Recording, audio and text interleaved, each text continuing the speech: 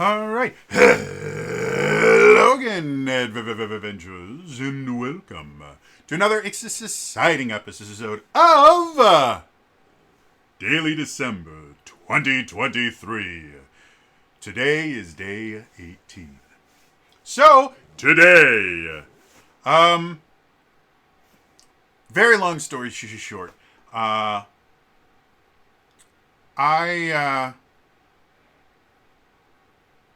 I'm trying to figure out a way to say this without calling anybody out, because that's not my intention here. But I saw a Twitch streamer kind of talking about their RPG that they were streaming online, and it wasn't really doing super well numbers wise compared to the other stuff that they do. And their response was, well, I guess just, my audience doesn't like, D&D, so I may have to cancel it. And that's the wrong conclusion to come to. And this is something that's extremely common. I tend to see it a lot with both YouTubers, and I see it a lot more with Twitch streamers. I've seen really big ones and really small ones. The same, well, not really, really small ones, but basically anyone that's making some sort of a living off of their Twitch channel, whether it is their full-time job, whether it's just auxiliary income, but whatever it is, once they actually start making money off it and they start trying to find ways to grow, they will do something that doesn't show immediate results and immediately write it off as, well, I guess I'm just not allowed to do that. And again, I've seen this so many times. I think I've done rants about this a few times, where like a random streamer will just go, well, I guess I want to do this, but I can't because you guys won't watch it. So it's your fault that I don't get to have fun. And that's never the right thing. A lot of times they're looking at a single data point and extrapolating so much information that just isn't there. And it does require a lot of research and work to figure out exactly why were these numbers worse than the other ones. Was there a sound issue? Was there something that was actually controllable? Was it a sound issue? Is it the fact that the game is just not very enjoyable to watch? Is it something that you're doing while you're playing that's making it less enjoyable? Was the market different at that time? Were a lot of people just not watching Twitch on that day? Was there something big happening somewhere else that would have taken your viewers away? Was there technical problems? Maybe you have a large portion of your audience that all happen to be in a very similar geographic region that something happened in. An outage, a storm, something that caused them to be completely incapable of showing up for that particular day or for particular times. Was there something going wrong on Twitch where they started a new ad program, people were getting more ads or something, or maybe the algorithm switched and it wasn't doing this or that, and there's so many different things, and just blaming it on, well, people don't like this game, so I can't do the fun things that I like. And I'm not saying that's what was happening with this RPG streamer, but it is kind of along the same thing of they just immediately blame what it is that they're streaming for their problems. So today, I wanted to talk about best practices for starting a tabletop RPG stream and the things that you need to focus on and the things that you need to avoid. For those of you that don't know, I have been streaming tabletop RPGs for close to a decade now. The first one I ever streamed was actually on using a Google Plus Hangout. I've used Roll20 for most of my time. I've done quite a few different systems. I've done a lot of D&D. I've done my first one I ever streamed is a D&D 4th edition. I do a ton of 5th edition. I do the Cypher system. I ran an Open Legend campaign for like 5.5 years. I'm currently doing Fabula Ultima. Last year I did Power Rangers. I'm very familiar with how these things work. Now, the first thing a lot of people are going to bring up, but nobody watches your stuff. You're 100% right. And the reason behind that is mostly my own physical incapabilities. I know the things that I need to do to get higher numbers and things. I physically can't do them. And so I'm just very happy with the numbers that I have right now. And I'm constantly working to improve myself. But there's just things that I physically can't do in order to be able to actually succeed in it. Doesn't mean that I don't know what I'm doing. It's I have a physical limitation that stops me from becoming more popular. And we can have an entire conversation about how disability in general makes it extremely difficult to just exist in the world and all that stuff. I've done rants about that. That's not what this video is about. This is just going to be me telling anyone that wants to run an RPG, these are the things that you need to do to get started. Now, if you want to become the next Critical Role or Dimension 20, there is a whole different set of rules you need to follow. And if you are taking your cues from Dimension 20, Roleplay, Critical Role, any of those really, really big streamers that get tens of thousands of views, live viewers, you're doing it wrong. Because when you get to that size, all the rules change. It is a completely different game. It is a completely different system. And not only can they do things that will murder you in the initial starting point, but they have to do things differently. Because if they run a large stream like that, like a small stream, it simply is unsustainable. However, starting small, these are things that you 100% desperately need to do. So, what are those things? Well, let's talk about that. And I need a drink. So,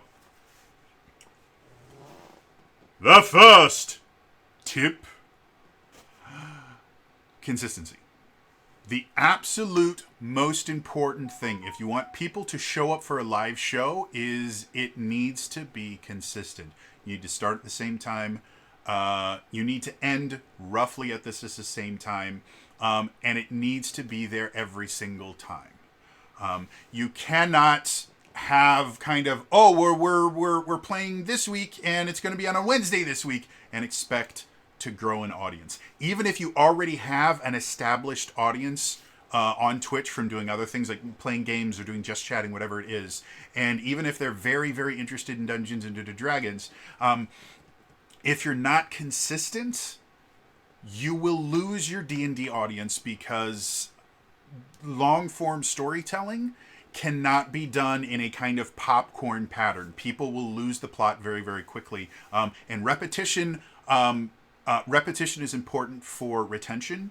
And just the fact that knowing every, let's say Thursday, let's take the Critical Role. Every Thursday at 9 p.m. Central Time, I know that I can go over to this channel, I can watch Critical Role. And as that gets ingrained into my brain is better adapted to learning and remembering what's going on. And for a long-form story content like Dungeons and Dragons or any kind of RPG where the characters are going to grow and mature over the campaign, you need to have that retention. Otherwise, people won't want to turn in because they won't understand what's going on. So the very, very first thing you need to do is you have to be consistent.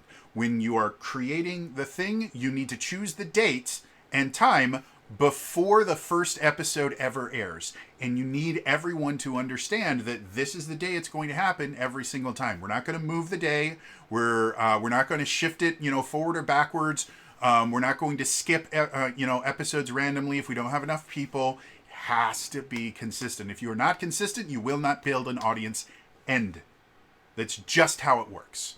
Now, some tips for consistency. Like I said before, when you are inviting people to be a part of it, whether you want them to be friends, whether you want them to be randos that you found on the internet, the first thing you have to do is you have to set a date. Now, if your intention is to play with friends, then talk with your friends to find out what is the date that has the least number of problems. I'm going to tell you right now, you are never going to find a date that is open for every single person in your party.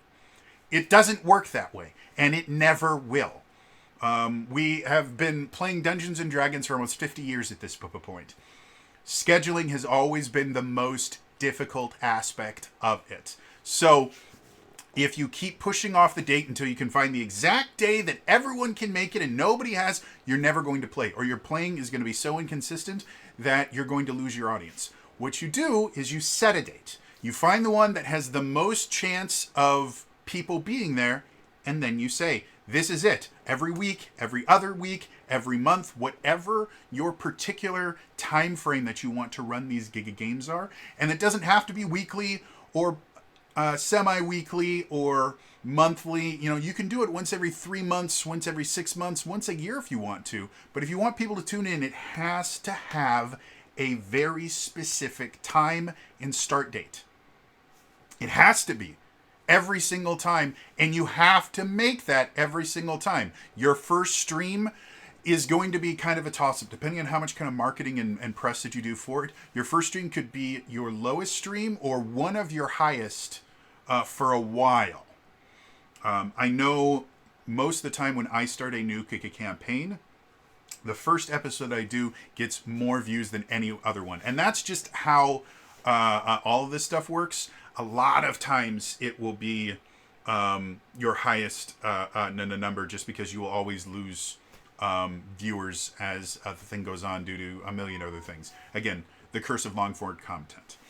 But on the same instance, if you look at something, again, don't use Critical Role as an example of everything to do, but things like Critical Role or a lot of other things that will start off small and get bigger and bigger and bigger, that is remarkably common. I think probably one of the lowest episodes that Critical Role ever ran was their first episode that I was at. And then you just got bigger and bigger and bigger and bigger and bigger. Do not expect to follow Critical Role's map. They were in a completely different market. However, if you do things right, your first few episodes, it may be your first 3 or 4 months of episodes are probably going to be your lowest viewed, and then people are going to start getting into it. The other thing that you need to do in order to be able to keep that schedule is you're going to play whether everybody is there or not. And this, for a lot of people, this is a deal breaker. They go, no, I'm not going to play unless I have the full party there. Then you're not going to have an RPG stream. I'm very, very sorry, but there literally is not, unless you pre-record, there literally is not an RPG stream that has ever lasted any length of time that has had all of their members there for every single episode. It's not possible.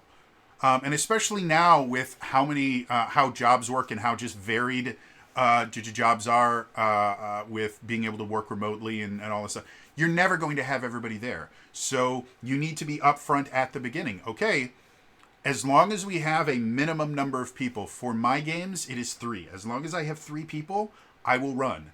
And the players that aren't there, their characters still exist, but the players just don't get to interact with that part of the story. I have personal rules that I won't run the characters unless there's really no other choice.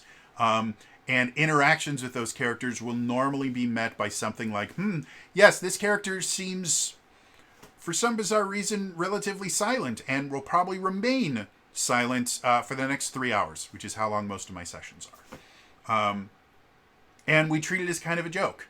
I generally won't allow their characters to die because, again, they're not able to make choices or anything like that, and we just move on with how everything is working. If there are specific instances where the character is necessary for that part of the story, I'll have a conversation with the player and go, hey, if you're not going to be able to make it here, if these particular things come up, how would you like your player to react to them? And I just go through things like, hey, we're talking about your backstory. You know, if this particular aspect comes up, do you want your character to deny it? Do you want your character to spill the beans? Are there any particular things that you don't want your character revealing?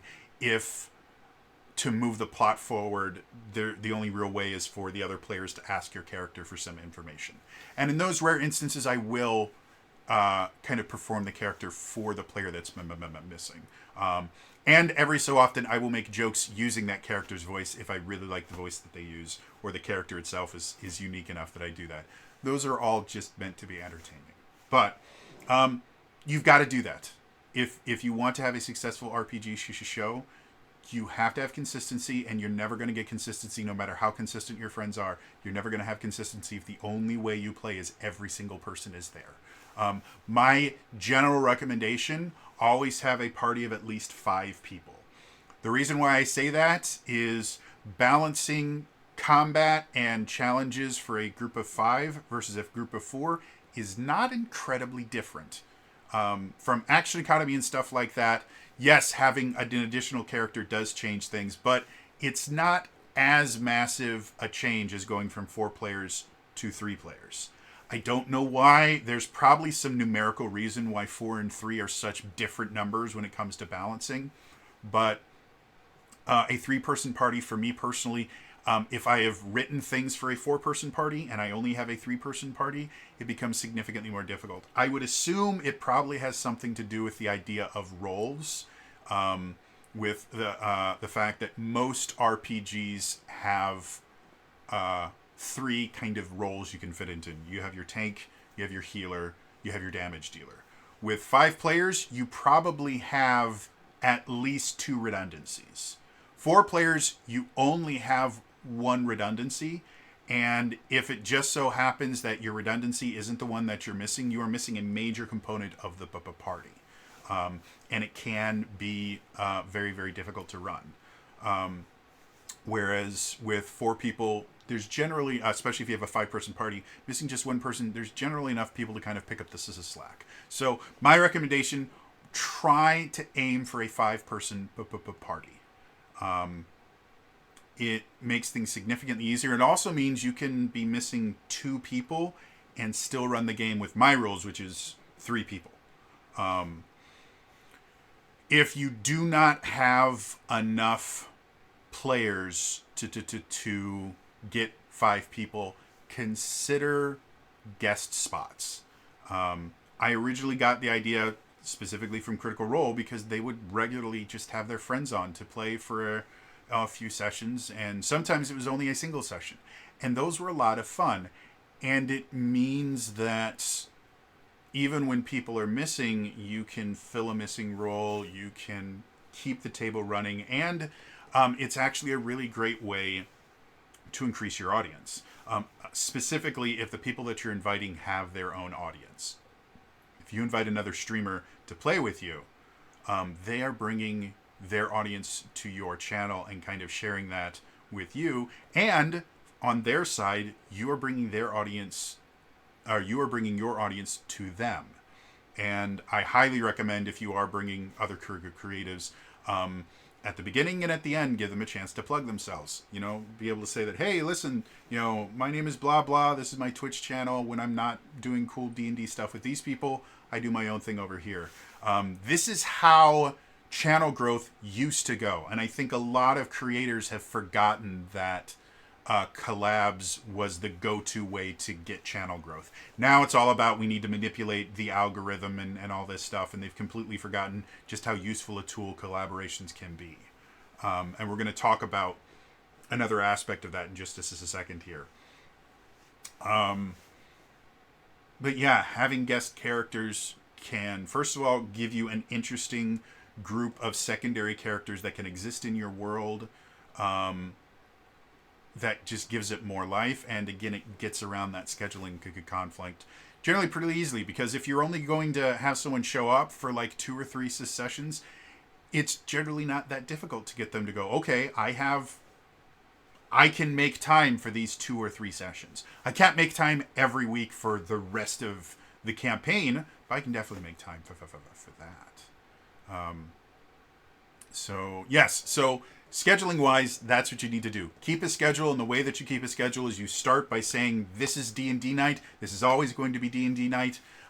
When players cannot make it, you still play, because you're going to make that time, because that is the schedule that you need to keep.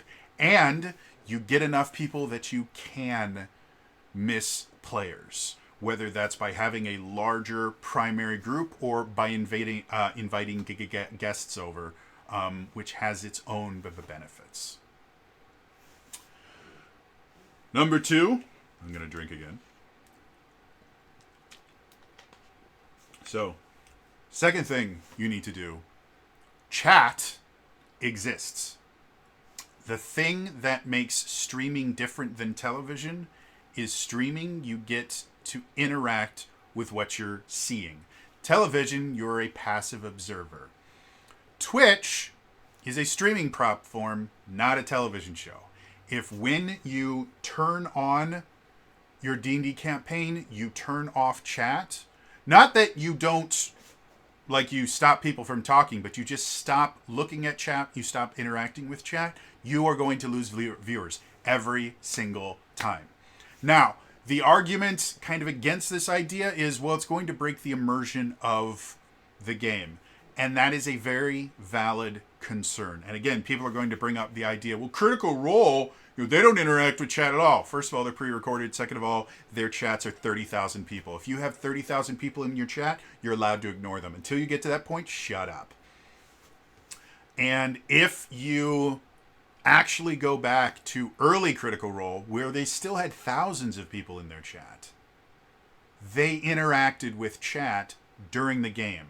Now, not a lot of times would they stop the game and actually say something in chat, but the way that I personally get around it is I will type in chat, whereas anytime I speak, it's just in the game. So they still feel like they're a part, that they are saying things, that the audience can see, but they are they're not interrupting the game. They're not making things bad. Now, on that same thing, I actually do for a few of my games, I will actually acknowledge the things that chat says. If you ever watch Tears of the Realms on Zelda Universe, we are constantly interacting with chat. I actually go so far as, for all the games that I stream, I use the Twitch channel point system as a way for them to interact with the game. They can give the player heals. They can give the players rerolls and tokens that allow them to do special things.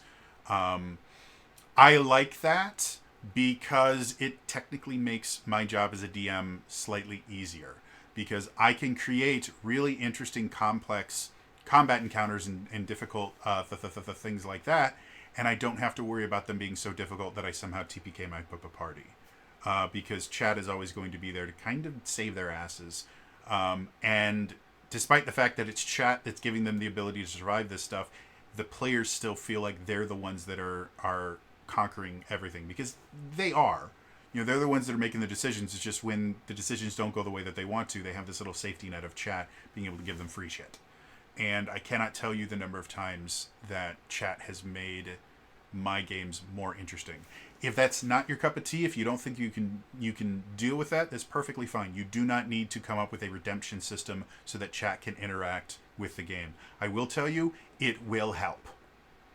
It creates loyal fans in a way that I haven't seen anywhere else. But if that's not your thing, you don't have to do that. You do have to acknowledge chat, and you need to interact with them, at least minorly, so that they understand that they matter. Again, the purpose of Twitch is to have an interactive entertainment. That's the whole point of it. So if you stop interacting with chat while you're playing the game, then you are you're doing them a massive disservice, and people are going to leave because they don't come to Twitch to watch TV. They have TV for that. There are tons of better platforms to watch content you can't interact on. There's Netflix and HBO Max and Paramount Plus and Amazon Prime. All of those are very, very entertaining. You cannot interact with them whatsoever. Twitch, you can. And so if you're going to be live streaming your game, you have to interact with chat in some way. There are ways to get around it. You can have mods that do the actual interaction, but the mods need to somehow be connected with the game in some way, shape, or form. Something that used to happen every so often is chat would start talking about that, and the mods for Critical Role years ago, chat would start talking about something, and the mods would jump in and go, they're aware we've told them you don't have to keep spamming this. So there was a way to interact with the cast, and it was basically the mods acted as an intermediary. And that was enough for people to feel like they were a part of the campaigns. Now, Critical Role did a lot of other things to show their chat that they cared. The fan art things that they did, the crit messes that they used to do. They interacted with chat so much. And now they're one of the highest earning channels on Twitch, or at least they used to be. That's an important thing, and I cannot emphasize enough, if you're starting out, you need to find a way to have chat know that you're reading what they're saying and you're watching. Because yes, you can have chats that they just kind of talk with each other. Building an environment like that is extremely difficult and takes years to be able to convince them that they're basically having a watch party with the people that they want to have the watch party with, which are the ones that are playing. If that is your end goal, don't do D&D, to be blunt. If you just want the chat being them interacting. And if your chat is not, if no one in his chat is speaking, then new people that just kind of wander in are not going to stay because they're going to feel unwelcome. You need to have a thriving chat, and in order to do that, you need to acknowledge them while you're playing. One of the things that I've seen a lot of small creators screw up on this, that most large creators don't, is if you are streaming with other streamers, you're running a D&D game with other streamers, only one channel streams it. I know this is going to get in a lot of people's hackles, and unfortunately, this is how it works.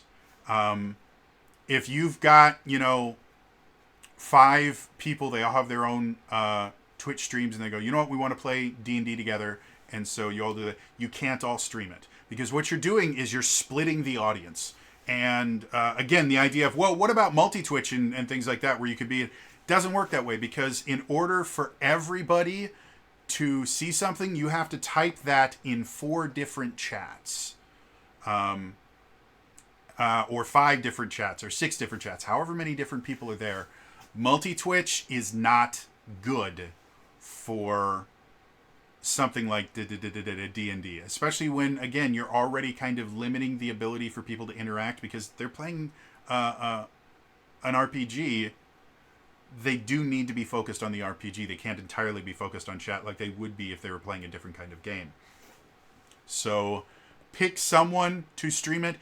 Twitch has new things that you can do if you're worried about, because one of the big arguments is, if I don't stream on a night, I lose money.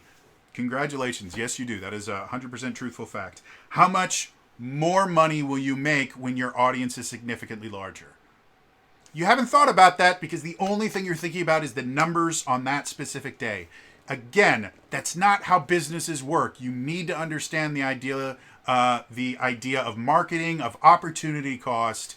There are so many better ways for you to be able to get an audience.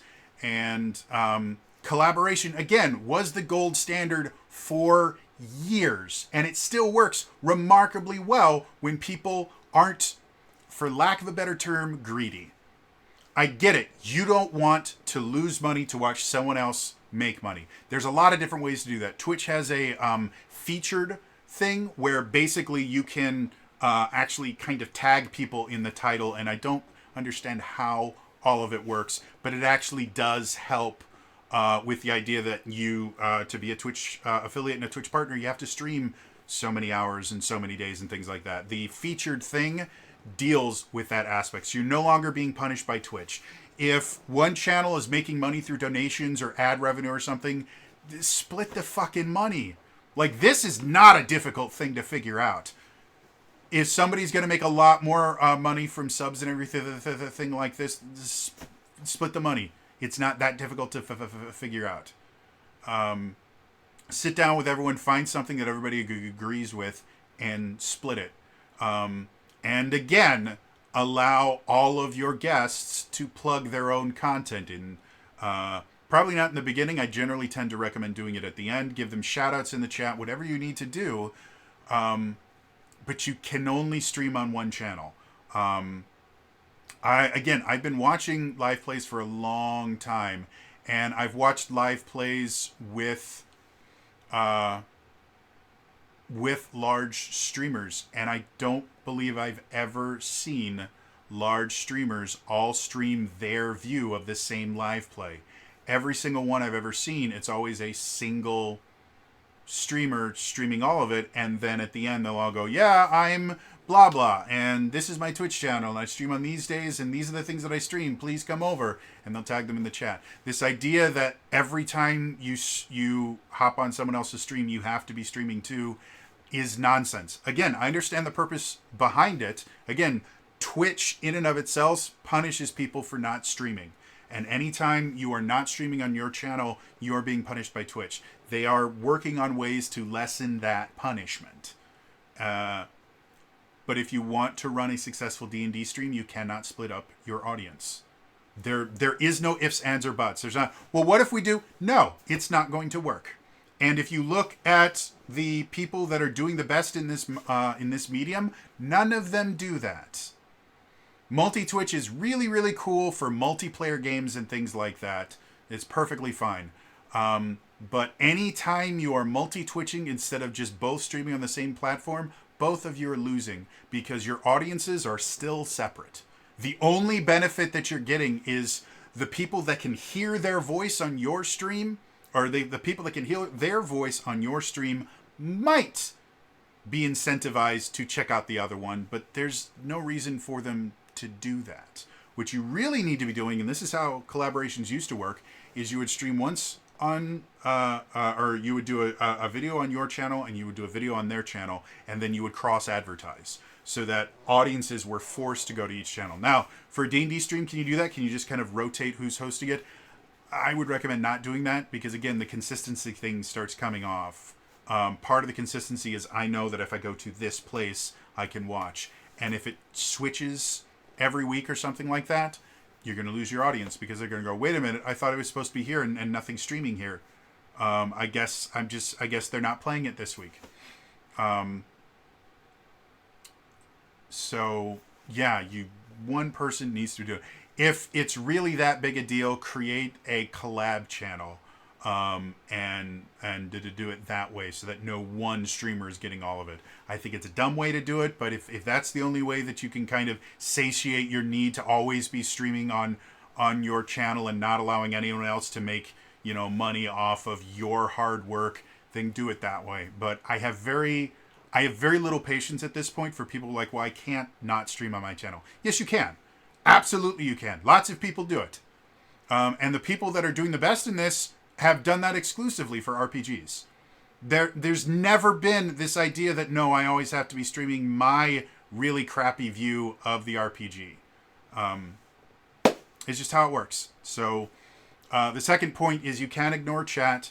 Make sure you're talking to them in some way, shape, or form. If it's not acknowledging them while you're playing, type in chat something so that they feel like they're involved. And have only one chat. I get it. Multi-streaming and all that stuff. It's super, super cool. When you're starting off, you can't do that. End of story. You're going to fail. Moving on.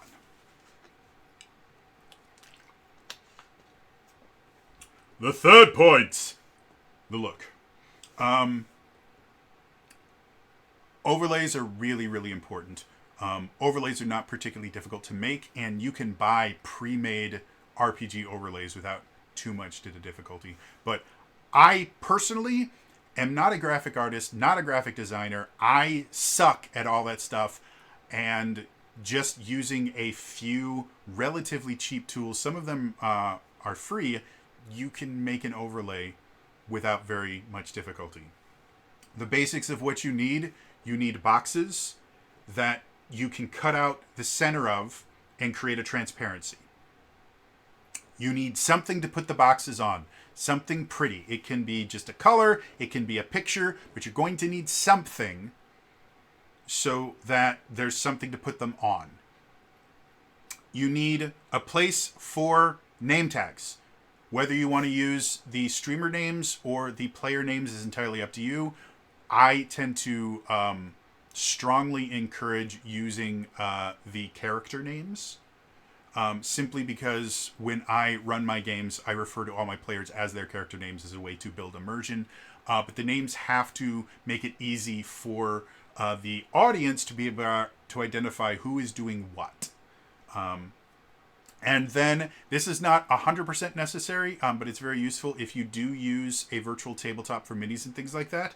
You need to either have a section on the screen where people can see the virtual tabletop, or you need to have a separate scene where you can show the virtual to the tabletop.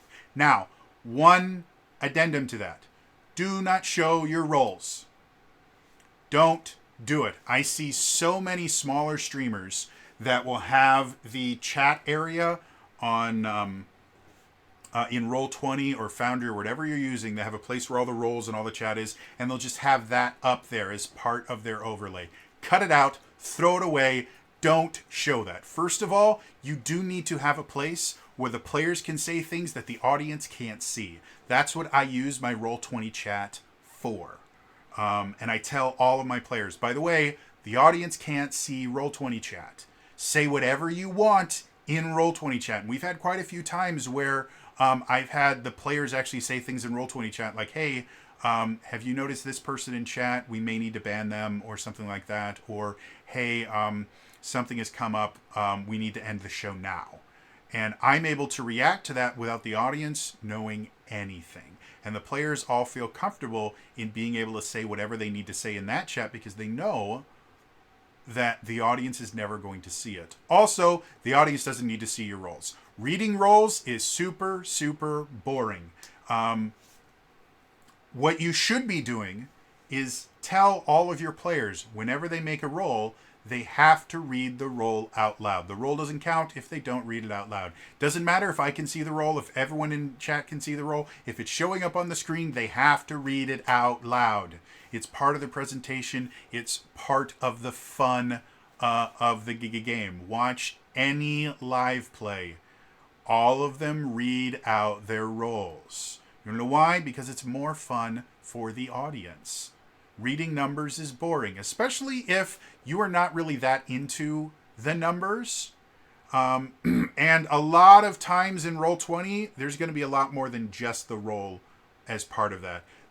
Depending on how often you're rolling and what other stuff is happening in chat, the chat is going to be scrolling by so fast that most people are just going to ignore it. It's just going to be an eyesore for them. So rip it out. Get rid of it. Don't have that be a part of the game. Leave that for your players. And let the audience, chat, be able to focus on the players themselves instead of trying to figure out what their roles are. I'm actually, I tend to be a big believer in the idea that the map view should be a separate view so that when you are doing role playing and things like that, the only thing that the chat can focus on is the players. And having video is not essential. There are a lot of amazing live plays that don't have video, they just have audio. And it turns out perfectly fine. However, video gives you a leg up because you can sell things with facial expression and stuff like that. And I'm not talking purely in an acting sense. I'm talking about the player that rolls a natural 20 and goes, Nat 20, baby! If all you heard was the voice, then all you get is kind of some weird breathing, and then Nat 20. But when you can actually see their expression, it's so much more exciting. So I highly recommend having video. It's not essential. It's a benefit, but it's not a necessary one.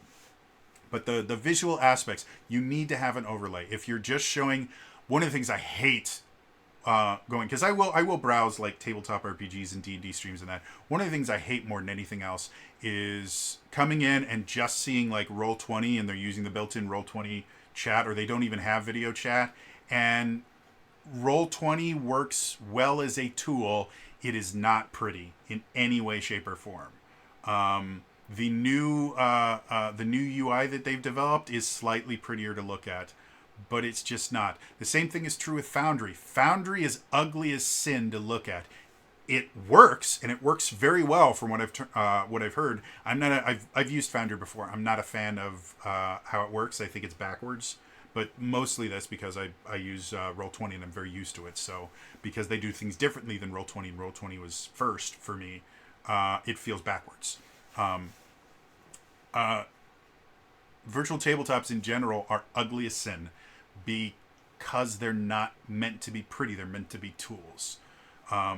I think it's significantly better to have an overlay with portraits or something that represents each character, and then allow the audience to be able to experience it the same way that your players are experiencing it through the details that the DM comes up with, and as they tell the story and how the players interact with the story. Your audience is going to be much, much more engaged when you're not giving them a bunch of text that they have to read and a map that never moves, things like that. Really, the only time you should be having something up there all the time, it's nice to have visual pieces that set the mood. Like for my Fabula Ultima game, when we're not in combat, I just have it set on the world map so that the audience can tell, well, this is what the world map is. And to be perfectly honest, our world map is really ugly. But it works for what we need it to do. And I actually have I have a default overlay that I can just turn on that is just a picture with the words Fabula Ultima that looks very pretty and feels very much part of the theme of everything going on, so that if I don't have something pretty to look at, I can just do that and it still works perfectly well.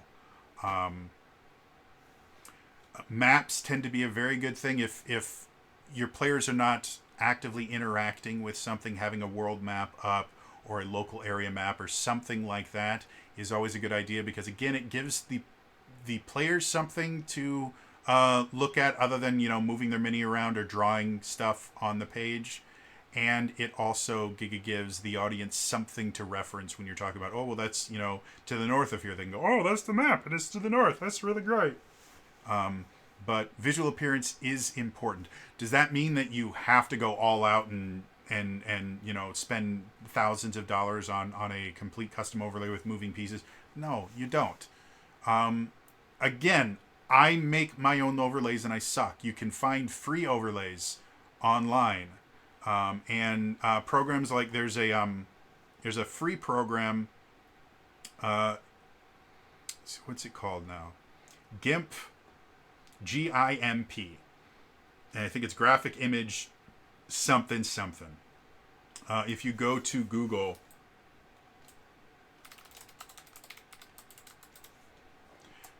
yeah, that's what it is. So GIMP is GNU Image Manipulation Program. It's free. It's a basic video it's a basic image editor program, kind of like Photoshop, but nowhere near as nice. Now that I've used Photoshop, I'm very, very certain of that. But I used GIMP for years to create almost all of my overlays.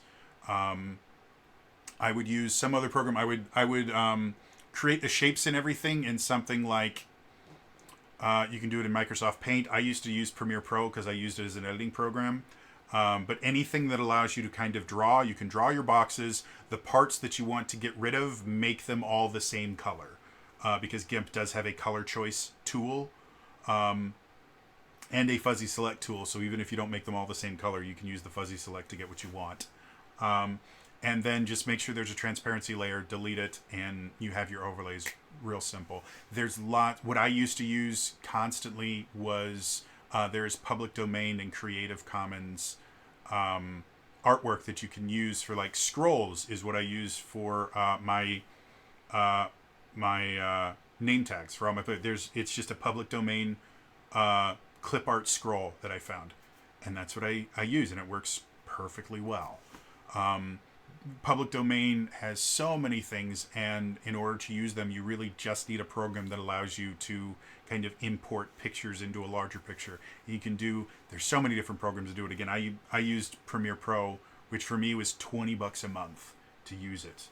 And if you want to get Photoshop, which is what I use now for all of my overlays, again, if you're just looking for Photoshop, you can get it for 20 or 30 bucks a month. If that's too expensive for you, which I completely understand, GIMP exists. There's so many other ways that you can do this. It'll take you a little bit of time to do it. Or again, if you just go to RPG Stream Overlay, go to Google, type that in. You can go to Etsy and buy them. For like, it's looking like most of them are like 15 to 30 bucks, and it's a one-time purchase. There are significantly more expensive ones. There are significantly less expensive ones. And there are tons of other things. Like if you just type in free to that, and now you can look for ones that are free that you don't have to pay for. There's so many different ways to do this that are not remarkably difficult. Don't steal anybody's stuff. Like that is not cool in any way, shape, or form. But there are tons and tons and tons and tons and tons and tons of ways to get overlays that you don't have to spend significant amounts of money for stuff. They exist. Yeah, it's not that big a deal. So. The fourth part.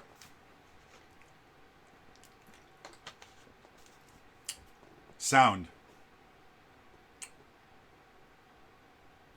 I've got a buddy named DK, runs a channel called Declarations. He's super awesome.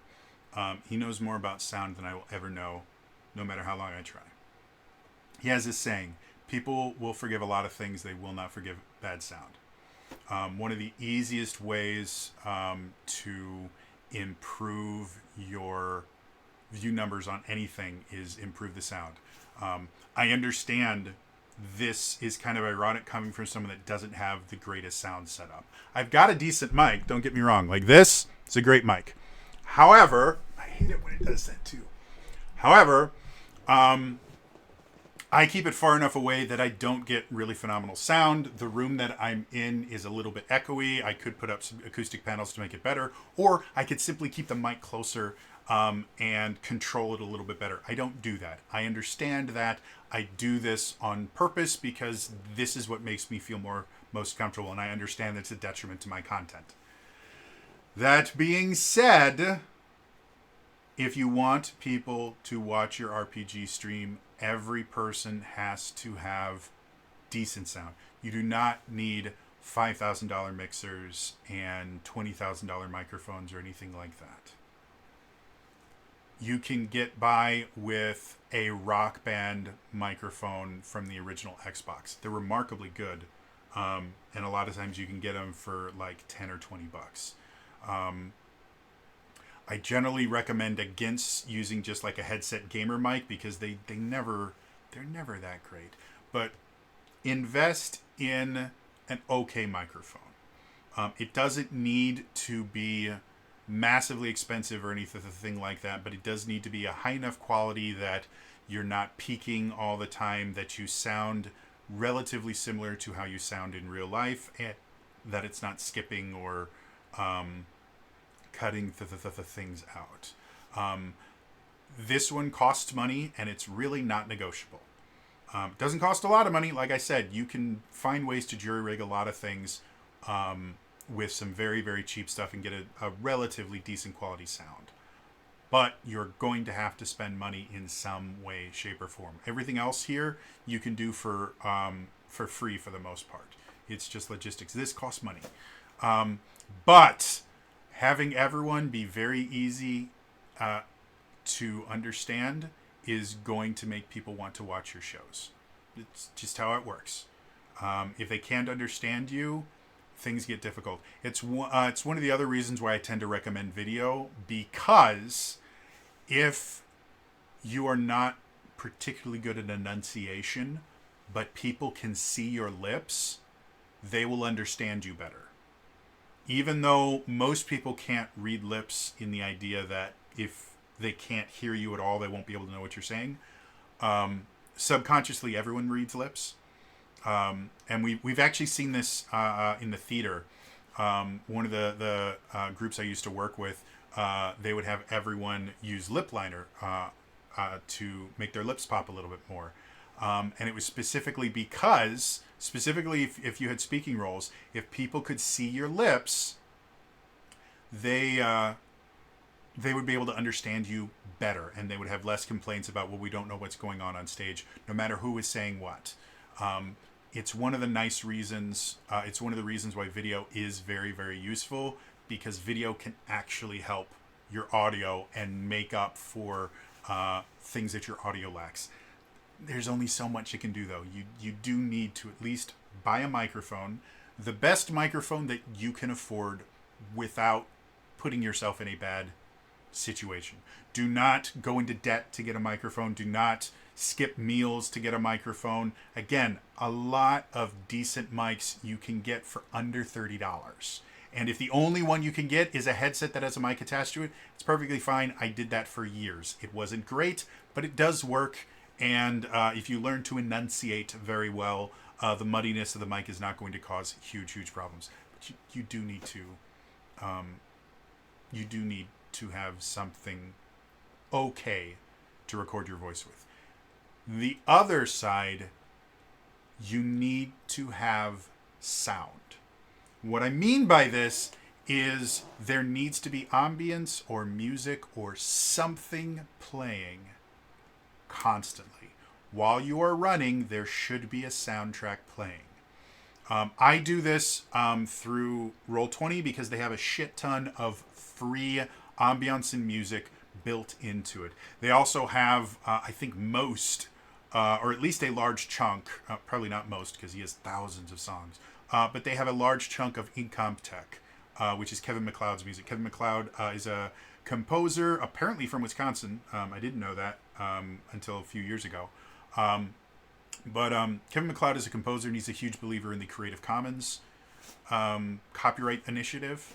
And so all the music that he releases is all released under Creative Commons attribution. So the only limitation to using any of Kevin MacLeod's music is if you use it somewhere. Either on Twitch, you can create those little boxes underneath the stream. Most people use it like, this is my setup, and this is where you can find all my stuff, and this is my donation button. Have a box that says music. Have a box that says music on it, and then just list the names of the songs that you used from Incompetech. And they're all listed by name. And then you also have to have Kevin MacLeod's name, and you have to have a link to the Creative Commons license that he uses. It's extremely easy to make this. If you actually go to, if you search Incompetech or Kevin MacLeod online, you will actually go to, I think it's incompetech.com. I'll look it up real quick.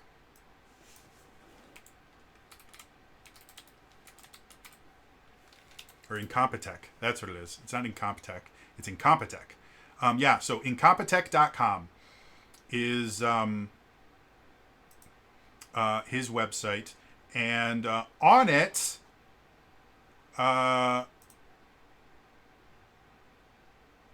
he has ways for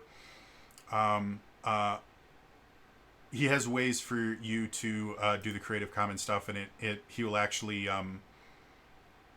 he actually has this really easy thing where you just click on Creative Commons, and then it'll list every single song that he has, and you just find the ones that you want, and you click a button, and it automatically creates an acknowledgement thing that has everything you need, and you just copy it and paste it. It's unbelievably simple. Just go to incompetech.com, go to music licenses, and then it says Creative Commons, and the Creative Commons is in blue. You click on it, and again, it just shows all the different songs that he has, and you just click on the ones that you used. It's unbelievably simple. So that being said, unless you're using Incompetech stuff, all the rest is just free stuff for you for you to use through Roll20. I always have something playing because, again, it helps the players get in focus, and it needs to be loud enough that the audience can hear it as well. And this, again, it makes up for dead air. It helps to get the audience invested in it, but you need to have something going. If you don't want to use Roll20, you don't have a way. The reason I used Roll20 because it also allows the players to hear it. If you don't want to do that, there are other ways to get it so that your players can hear things that you're playing. It's significantly more complicated. It's why I use Roll20. But you need to have something to deal with dead air, because if you just have dead air, it doesn't feel right. And people will feel uncomfortable and they will leave the stream.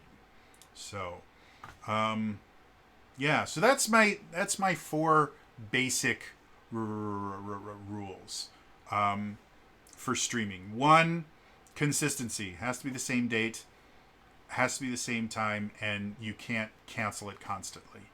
And in order to do that, you have to tell your players that if you can't make it game, we're still going to play without you. 2, you have to interact with chat in some way, shape, or form. There has to be some interaction there. Otherwise, people aren't going to want to watch it. There are much, much, much better streams out there that actually act like their chat is worth something. If you're not acknowledging it, then you're not doing it. 3, you need to have something visual. Create an overlay. The overlay should not have the Roll20 chat or the rolls on there. Read out your dice. Read out or shout out your rolls, but have some sort of overlay so that it looks like you've put a little bit of time and effort into this. Because again, you're competing with a massive, massive market. And you need to look at least a little bit professional, and there's so many different ways to look professional without wasting a lot of money. And then 4th, sound. Everybody has to have a mic.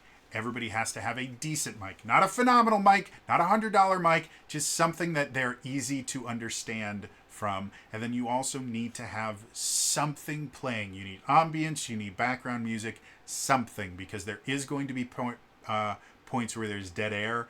And dead air in and of itself always feels like a mistake. Dead air when there's background music sounds like an artistic choice. So anyway, I hope people get something out of this. I've done... I did a series years ago, back when lockdowns first happened, where I went into more specifics about how to run a game. And I think I touched on a few of these. But this is, I think, the first place where I've put everything all together at once. So I hope this is helpful to anyone that wants to start their own RPG stream. Temper your expectations. You're not going to be the next Critical Role. This is not how it works. And if you are, it was a mistake. Critical Role was a massive mistake. Dimension 20 was Bernie Lynn Mulligan is very rarely a mistake, but anyone that's gotten big has been by mistake. So don't expect that you're going to get big. But getting to a point where you have a regular audience is very, very doable. My Realms games, we do not have a massive audience, but we stream to anywhere between about 12 to 20 people every week. And we have people that come in and they interact. We get fan art every so often. We have people that are invested in our stories. And for a tabletop RPG streamer, that is the most that you can expect. There are other things you can do, like you should be marketing your role playing, but that's in and of itself, it's a different beast that requires its own video. But anyway, that's gonna be all for me today. In the comments below, if you guys do have favorite TTRPG streams, let me know in the comments below. I would love to see more of them. I would tell you right now, I probably would not be able to watch them very much, because my anxiety doesn't allow me to watch very many new things. But I'm very happy for other people to be introduced to them, and I do genuinely, if you guys point out stuff, I do generally look it up and at least try to interact with it in some way, shape, or form. I generally can't be a long-term viewer or anything like that, because again, anxiety doesn't let me. But I love meeting new people and stuff like that, and seeing what other people in the